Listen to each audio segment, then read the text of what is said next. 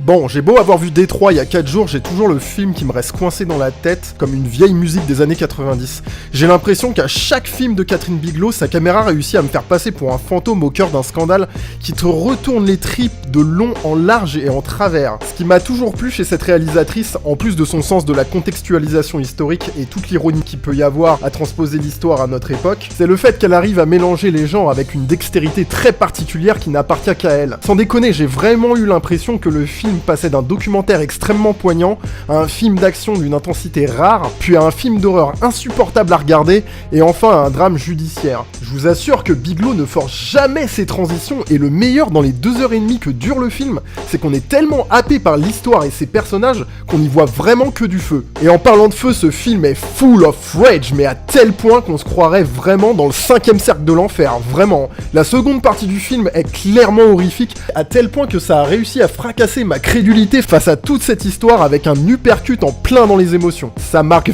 véritablement au fer rouge d'un coup et d'un seul que l'importance du choix des protagonistes et de leur direction sont les critères essentiels quand on fait la dépiction d'un drame tel que celui-ci au cinéma. Enfin, je veux dire...